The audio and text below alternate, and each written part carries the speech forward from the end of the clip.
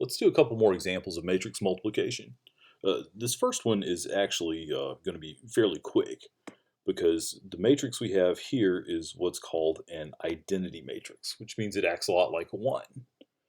Um, well, let's look at the sizes. So this one's a 2 by 2, and the next one is, let's see, 2 rows and 3 columns. So these are compatible, and our answer is going to be a 2 by 3. Now, when I do this, on here, I'm always circling the columns and rows that we're dealing with. Whenever I do this on my own, I always have to do it with both my fingers, like tracing along, one finger tracing along the row of the first one and the other finger tracing along the column of the second. So let's see, what this is going to give us is 1 times 2 plus 0 times 4. Then next up, it'll give us 1 times 3 plus 0 times 4, and 1 times 1 plus 0 times 7. And for the next, notice this is going to be 0 times 2 plus 1 times 4, 0 times 3 plus 1 times 0, and 0 times 1 plus 1 times 7. So we get just this matrix here. Notice it's the same matrix that we started with. The identity matrix here, which we'll talk more about later.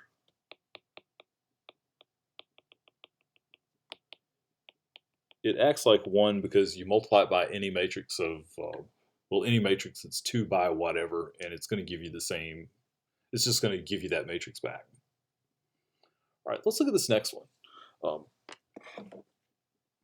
On this one, let's see, what are our sizes? This is, let's see, 1, 2, 3, 4 rows by 2 columns.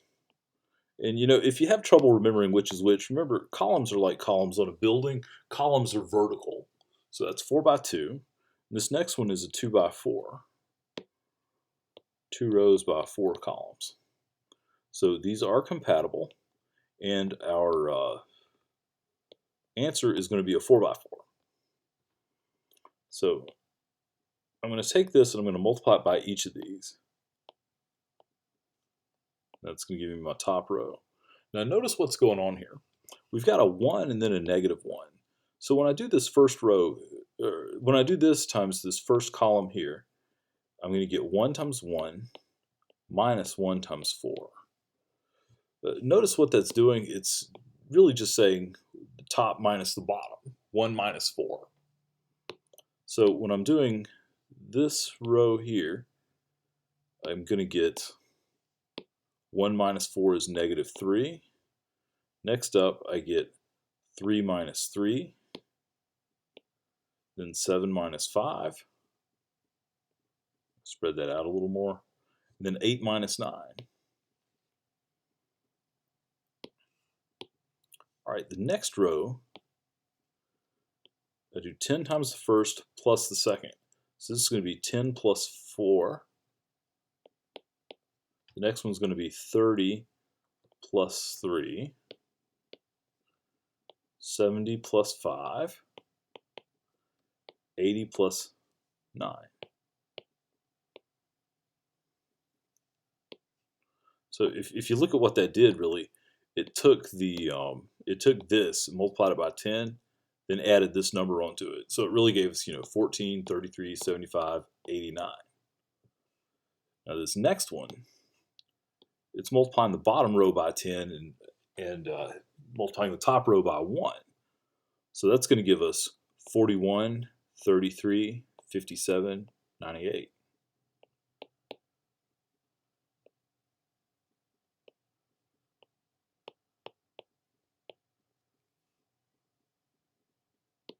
It's not always easy to just look at it and sort of tell what it's going to give you.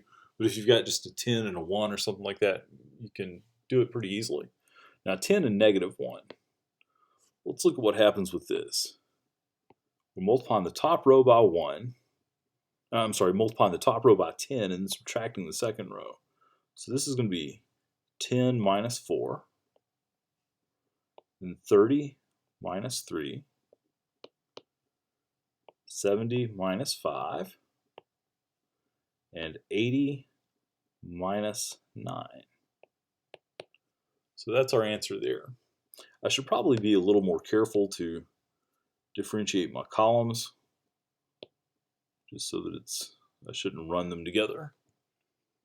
But anyway, that's it.